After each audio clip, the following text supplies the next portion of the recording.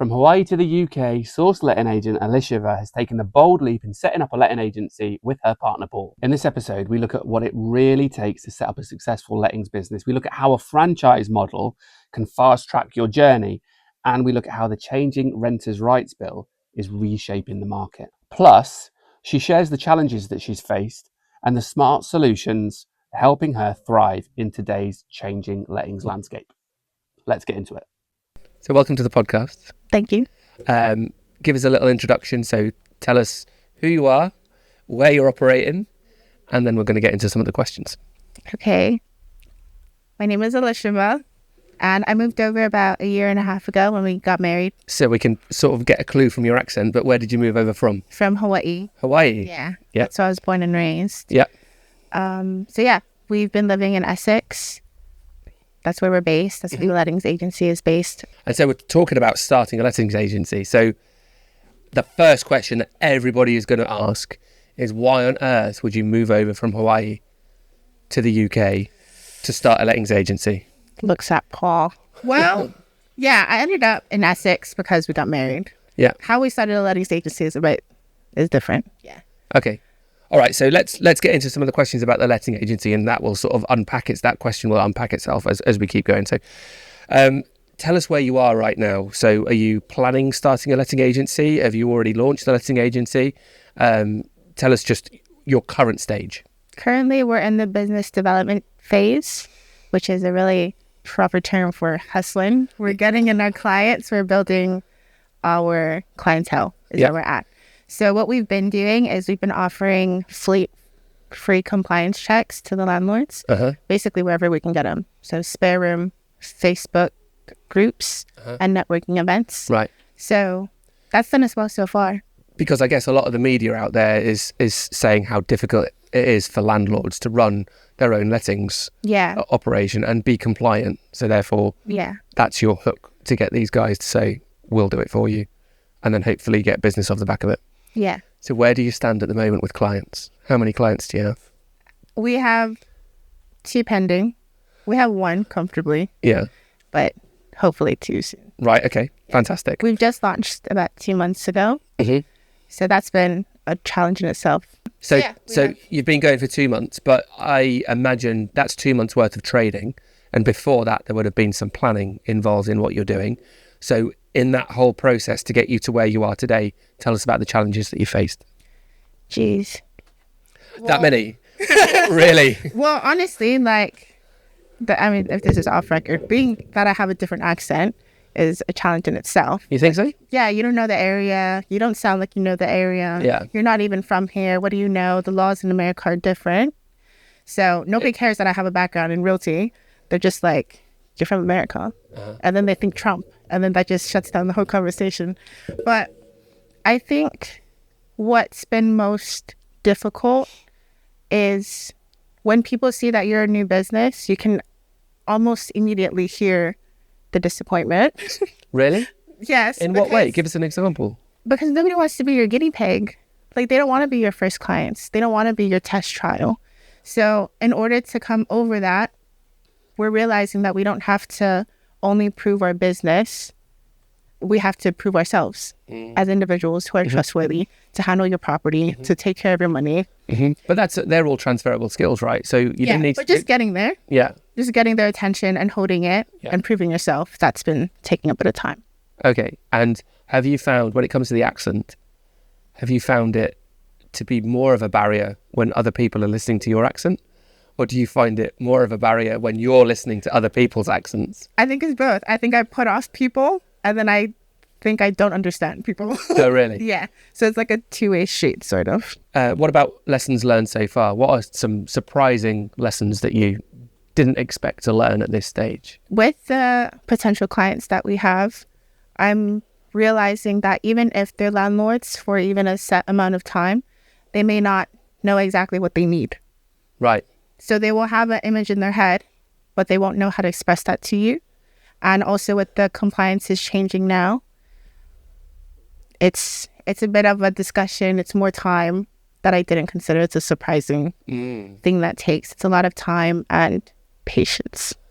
And that stuff never stops, right? Yeah. Compliance is always changing. Yeah. And once Property they is have always your phone changing. number, it's over. Yeah. Yeah. But then at least they're in touch with you and they're calling you and they're, Yeah. you're their point of reference, which, going back to your previous point, that shows that you've built credibility. Yeah. Because if you had no credibility with them, they wouldn't be calling you. Yeah. And we believe that word of mouth is like the best advertisement you can have. So nurturing and building these relationships, especially from the start, especially when they have no idea what they're doing right before renters' rights bill comes in, is like perfect. Yeah, absolutely. So what inspired you to start a lettings agency? Why? Why here? Why now? I grew up in the real estate industry. My mom was a realtor. In since I was 5. lettings, or realtors are sales based? Yeah, so sales and buying, and then property management. Right, okay. So I grew up around that. But as a kid, you don't really see the bigger picture. I wasn't looking for a career at 9 years old. Oh, really? Yeah. Oh, no, so fair when enough. I started working, I wasn't really interested in real estate. Yeah. But the thing You didn't start working when you were 9 years old, did you? No, 14. Okay. Yeah. Well, okay. Had a bit of time. Right. But one thing that did stick out was my mom was helping immigrants that were moving from the Pacific Islands who didn't speak English. They didn't understand anything. And in real estate, it's a lot of big words, right? There's a lot of laws. And jargon. Yes, jargon. That's not an American word. I had to look that up. Oh, really? Yeah, it's slang. Okay. I didn't know that. Okay. No, the translation. Okay. I didn't know. Oh. Yes. So basically, jargon is a bit different. And, you could just really see that everybody that moves to America, they just want a better life. Yeah. They just want a new foundation they can pass on to their kids. It was really important, even though it's so scary. English isn't their first language. So watching my mom guide them through the process, through escrow, through all of that, was just a very wow moment, because explanation in English takes a long time. And then explanations in different languages and like trying to translate it takes even a longer time. And then she'll go home and she'll write up contracts, which take so long. Yeah. So that was always a wow moment to see her help people through those steps. Right. So you watched her, as you were growing up, you watched her doing this and helping people, establish and start to build their lives in the USA. And then at some point you decided to come over here. Or you got married, you came over to the UK, and then sort of following your mum's footsteps, would you say? Yeah. Or- So Paul's been in construction for years, for 10 years. And we saw the opportunity to work together. We both love helping people. It's his background. It's what I'm familiar with. And so we just took the leap, really. And because we're source partners, property partners, we saw that lettings was opening up this opportunity to acquire an acquisition.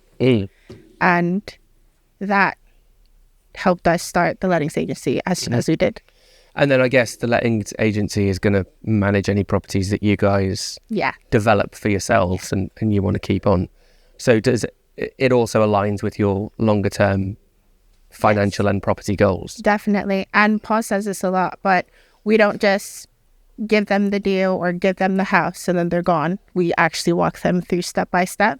And the lettings agency allows us to get even more involved and be with them until they tell us to go away. Right, okay. Yeah. And so have you sort of divided up how you're going to achieve those long-term goals where you're looking after the letting agency and Paul's going to be looking after the property development, the property investment side? Yeah, it's exactly like that. Obviously, in order for that to work, I mean, I don't know how many properties Paul's going to buy in the next 12 months, 24 months, but I would imagine you need to get a lot of landlords on board as well in order to make the lettings agency successful and profitable, as well as the property investment side successful and profitable. So what opportunity do you see within lettings in the next 12 months or so? I feel like the renters' rights bill is creating a shift in that. If you go on Rightmove, especially in our area, there's a lot of HMOs for sale on Rightmove with tenants who aren't looking to move. Okay. So I think there is a lot of opportunities for investors to take on already made HMOs, if you want to call it that. And Yeah. I think with the shift, it's And do you think that's people that own those HMOs that know about the renters reform bill that's coming in, and they think, you know what, I've made my money off this property, I'm just going to sell it now because I can't be bothered to keep jumping through these hoops of legislation that the government puts in place? yeah. Do you think it's literally landlords that are making that decision and then walking away? I think it's something like that. I think especially some accidental landlords that are coming in and they're like, this isn't what I signed up for initially. And now you're trying to put in more laws and rules. Like, that's not the hassle that I want. Especially if you go on the Facebook groups, you'll see that a lot of people are having, the main issues is their tenants and they don't know how to go about it because there's all these rules without the renters rights bill, coming out. So now they're like trying to get rid of it before it actually comes out, before it's too late. Yeah. Yeah. So have you tried, just as a matter of trying to get landlords on board, when you go into your local area and you see a property for sale, like a HMO that's for sale with tenants, have you then tried to contact that landlord through the estate agency and say, why are you getting rid of it? Why don't you let me manage it? And even, suggest ways that the landlord can increase the profitability of it. It just strikes me as if they're trying to walk away from the industry, and you can provide your insight to help them keep hold of that property. Have you looked at getting leads that way? No, but I am now. You're welcome. Thank you. That's another idea for you. Okay. Yeah. I'll catch up on you next week to find out how that's gone. Great. I'm coming back. Thinking about the start of your agency and the direction that you're taking it, did you originally think that you would be focusing on something like HMOs because that's where a lot of landlords are exiting? Or were you looking at just single lets, serviced accommodation units, or HMOs for another reason? What kind of landlord did you think that you would be targeting? Before knowing anything that was happening in the country, single lets was the thing that made the most sense to me. HMOs aren't a big thing where I come from. So I only knew what an HMO was when I moved over here. Okay.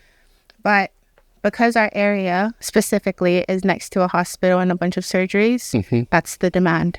Everybody's flying in doctors and nurses and contractors that need long-term, but short-term also. But it's expensive. So you're just literally going with the market that's around you? Yes, the market that makes the most sense. That's what we're doing, yeah. Okay. When you're building your business, how do you plan to differentiate yourself from the competition? Because I guess there's, you come from an established area, so there's going to be letting agents in and around you already that have been there for a while. Yeah. So how do you differentiate yourself from those guys? Funny story. I have proof in the pudding. No, just kidding. But hospitality, I come from a very hospitable culture. So it's something that I bring naturally into the way I work. And I say this because the landlord that we have right now, he's been burnt a couple times before. Okay. Contracts that he's had. So by letting agents, you mean? Yes. Okay. So if you mention a contract to him, he'll be like, no, I'm not interested. But what differentiated us was that he felt like we weren't transactional. He felt like we cared about him. We were cared to sit there, went to his house, ended up there for 3 hours, just going through the first 3 paragraphs of the contract and stuff like that. Wow. So just a lot of hand-holding, but just the building and nurturing of that relationship. He's looking to go into building his portfolio more, which lands on our property side. So that's nice. So it's, just personal interest and professionalism, I feel, go really well together. Sounds good. How do you see the industry evolving over the next few years? I think what I mentioned earlier with the rights bill, I think we'll see a shift. I don't know what it's going to look like. I have my inklings about it. Go on then. Just that a lot of the accidental landlords are just going to sell up. Investors are going to come in and take it up. Sweep it up, right? Yeah, because there's a demand for professionalized setups like HMOs. Service accommodations everywhere, especially in demanded areas. So you think that the smaller accidental landlords are out? Yeah. And if the property's right for investors, then the investors are basically going to increase the size of their portfolio. Yeah, and it's like a ready-made. It's being sold as you buy it. It's easy. Makes sense. If you had £10,000 to spend on your agency, what would you spend it on? Marketing. Just marketing, would you? Marketing. That's not just because we've got a marketing person in the room. No, is I it? love Mal, but no, it's marketing. Marketing works. If you don't market, you don't get clients. So what have you done for marketing so far? We've been doing a lot of social media. We've been doing a lot of ads. We've been on there. I'm on Spare Room every single minute. Really? Tell me about that. How do you use Spare Room? What do you do with it? So it'll tell you if it's a live-in landlord or Yeah. a live-out landlord. Yeah. And I'll just offer a free compliance check. Usually they'll say, oh, I don't need this. I need tenants. And so I'll use that to leverage and be like, I could help you. No problem. So we have a brochure that's already available of like our list of service that we have.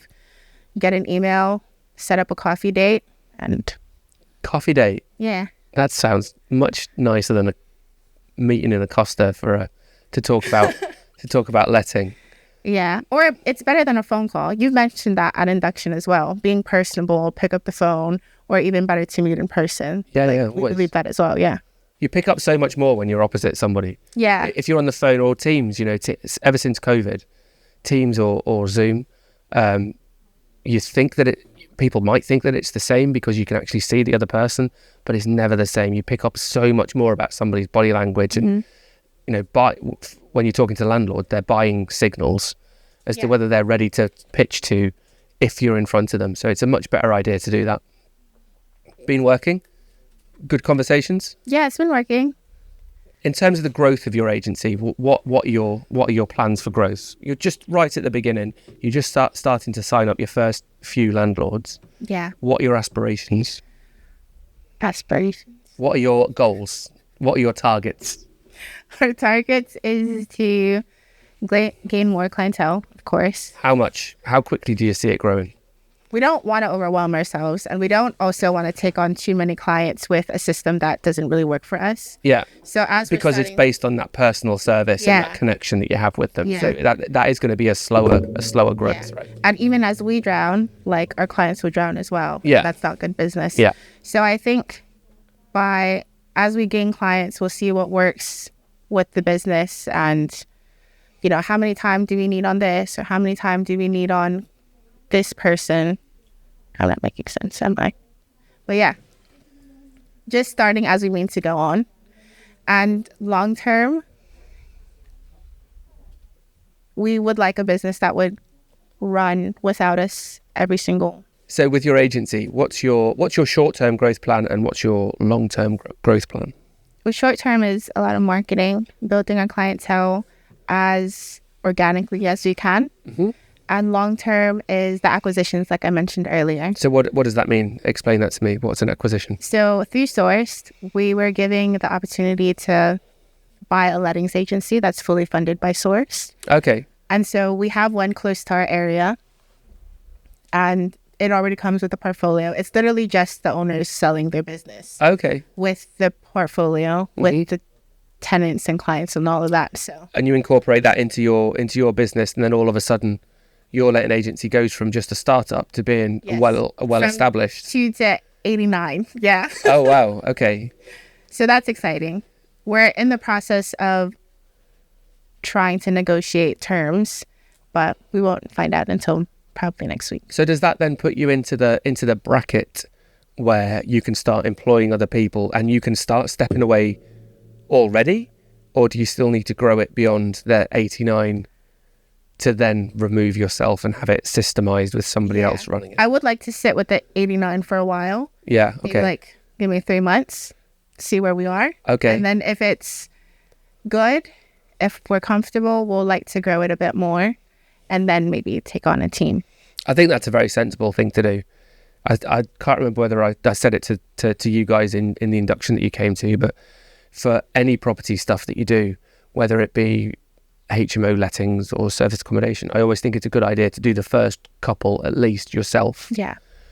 So then you're running it and you know that nobody in your team, if you have stepped away, can say, oh, well, you've never had any experience of running 89 properties. You don't know what it's like, because you can say, well, actually, Yeah. I did it at the very beginning and we didn't have any of these problems because you solved them in different ways. So I think that's a very sensible thing to do.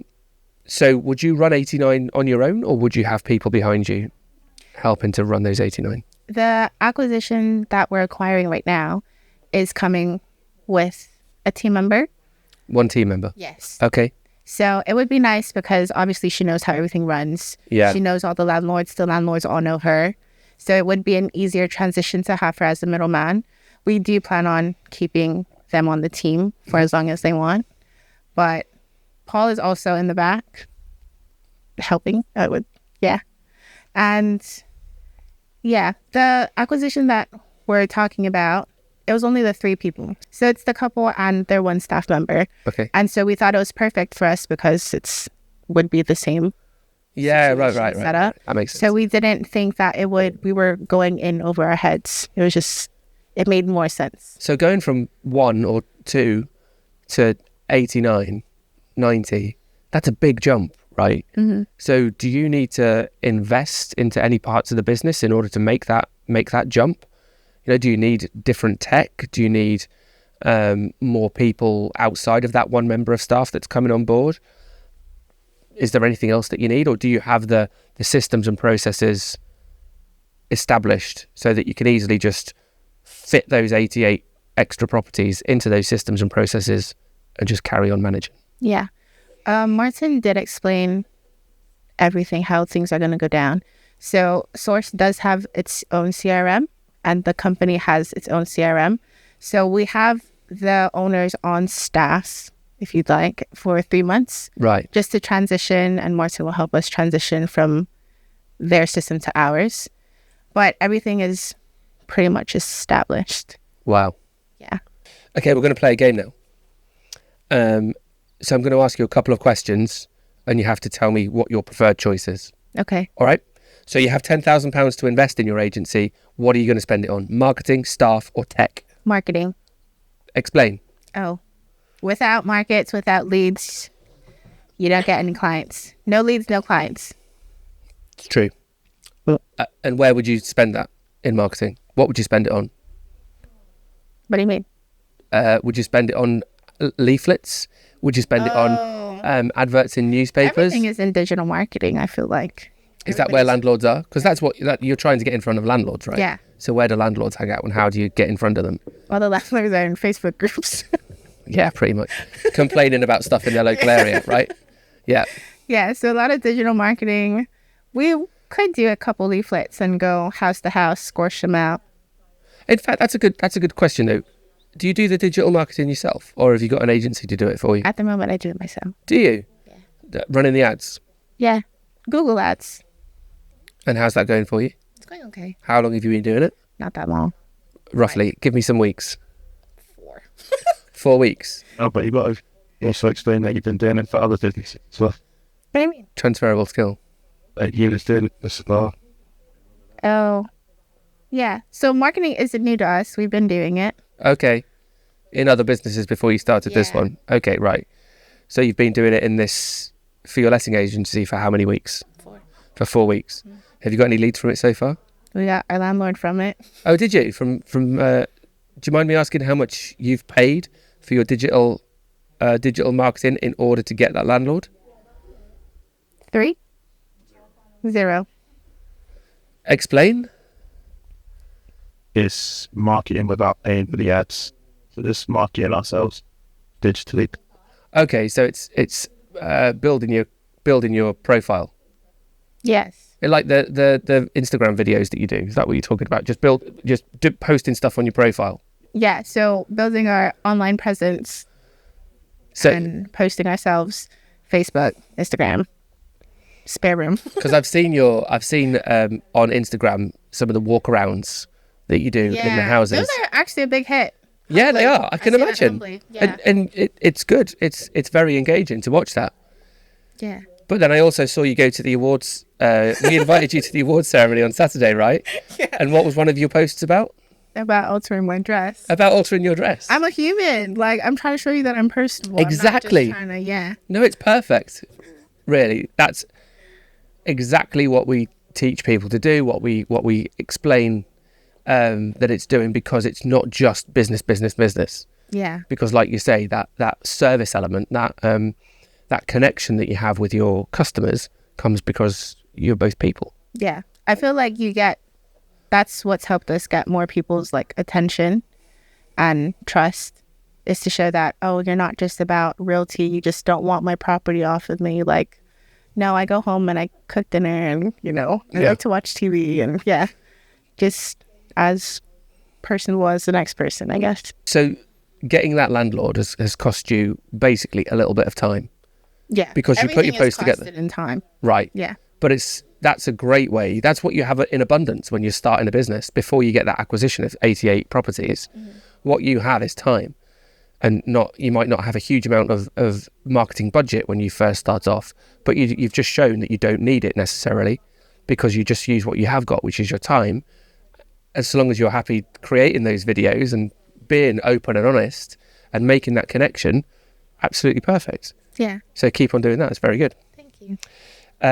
Pick your first client type: student, professional, or family. Professional. Explain that.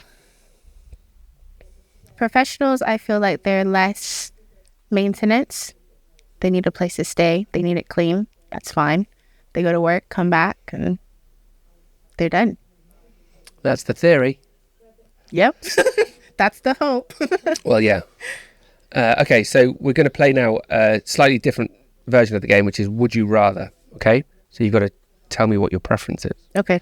Would you rather manage 10 single lets or one large HMO? How many rooms in the HMO? Let's say 10. Let's make it a nice, easy, fair comparison. 10 single lets or a 10-room HMO? To be lazy, I'll do the big HMO. Really? To make profit, I'll do the 10 single lets. Yeah, but you've got to choose one. Oh, Would you rather? we'll go greedy. 10 single lets. 10 single lets. So you've got 10 different tenancies that you're managing. Yeah. Well, that's 10 different. 10 different families, 10 different expectations, 10 different people that you've got to build that relationship with. And 10 different set of fees. 10 different sets of fees. Yeah. Would you rather deal with a tricky tenant or a tricky landlord? Tricky tenants. Because When you're with a tricky landlord, you're kind of stuck. With a tricky tenant, you're only restricted to the compliance laws. And that's fine. Because you're stuck in what way with a landlord? What do you mean? If they're picky, that's just their preference. It's not anything to do with the compliance laws. And you have to make them happy, your clients. So the next question, would you rather, let's call the acquisition that you're looking at now of 88 properties, let's call that a small acquisition. Okay. Okay, so would you rather have a small acquisition of, say, 80 units with that one member of staff that could come with it? Yeah. Or would you rather have a larger acquisition of, let's say, 300 units where you've got 3 members of staff that come with the acquisition? I'll take smaller. Okay. Yes, because you get to keep an eye on every single thing when it's smaller, especially when you're just starting off like I am. Rather than the 300 may bring a lot more income and you have the staff to do it. But I don't think I would be as involved. I mean, 300, they just wanted me. But 88, one staff member plus one me, I get to be more involved. And I guess that gives you the opportunity as well to build that relationship with those 88 new clients that you have, much more so than the 300, because the 300 is going to be much more difficult, right? Mm-hmm. Would you rather manage 100 tenants that always pay on time but constantly get in touch with you, or the option is to manage 10 tenants who never call you but always pay late? The 100. Go on. Even with all the calls and stuff, there's consistency in the payments. Like, I just need to worry about answering the phone, right? Yeah. I don't need to worry about the money coming in. Yeah. So it is more work, but it's more stability, less stress. Less stress, even though you're being called. I guess you've got no financial stress, but you've just got the stress of having to manage their expectations of whatever they're calling you about. But with the 10 tenants that don't call, they're not even going to answer my calls if I'm asking for the money, and they're not sending in the money. So that's stress financially, mentally, emotionally. Yeah. So you are willing to take on that level of stress or that level of hard work. Yeah. Which is good because it's necessary when you're building a business, right? Yeah. Next one. Would you rather do endless property viewings on a cold Monday morning? So it's cold, it's winter, it's raining, And it's not just like raining, it's really raining. Right. So you're walking in and out of these properties, and you're in amongst that environment. Or would you rather chase rent arrears on a Friday afternoon? How many rent arrears? It's going to take you the whole of the afternoon. So the viewings on a Monday morning are going to take all of Monday morning. Yeah. The rent arrears is going to take you all of Friday afternoon to chase. Jeez. Being because I'm from Hawaii, anything under 26 degrees, I'm already freezing. Okay, wow. Well, thanks for But- coming up north today. Thanks. Yikes. I'll take the Monday morning. Really? Yeah. Because That'll wake me up. It's the start of the week. It's only Monday morning, and I can cry about it Friday afternoon when you're chasing... when I'm done. And that's good ammunition, right? When you're chasing the rent arrears and you're already crying. Yeah. And that's you're going for the sympathy vote there. Yeah. Yeah, that's good. Hopefully somebody will feel bad for me. It's clever. Next one. Would you rather have a landlord who's too hands-on to getting involved in everything? Right. Or a tenant who's too hands-on with the DIY? I'll do the landlord because if I'm dealing with a DIY tenant, I have to deal with him and then deal with the landlord after. Because they're like, why are they messing up my house? So you take the landlord who's involved in everything. Yeah. At least it's his property. He's doing whatever he wants to. Would you rather have 5-star reviews from landlords or 5-star reviews from tenants? You can only pick one. You might get both. Can I Right. talk it through? Of course. Okay, so you get it from the landlords. Other landlords will see. That brings you business, right? If you get it from tenants, I guess I just answered my own question. I'll take the landlords. Yeah, I agree. Yeah. It makes more sense. Yeah. I was just trying to be. But then, and they might not know whether it's from landlords or tenants anyway. Well, the tenants probably wouldn't be that bothered as the landlords, but the landlords would specifically look for reviews from other landlords. So that makes sense because it's bringing you more business. Yeah. Landlords. Okay, so let me ask you a couple of questions to help other people that might find themselves in a similar situation to you Okay. in the next 6 months. So 2 pieces of advice for somebody who is starting a letting agency in the next 12 months. If they're just starting, I would say don't overpromise and underdeliver. I feel like when you're starting a new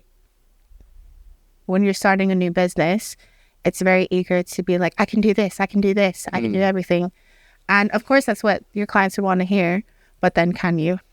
So that's a danger in itself because that'll bite you in the butt later on. Yeah. And don't take too long to respond to messages. I Yeah. feel like that's a red flag. That's very annoying when people take too long. One more thing. Oh. What is your Instagram?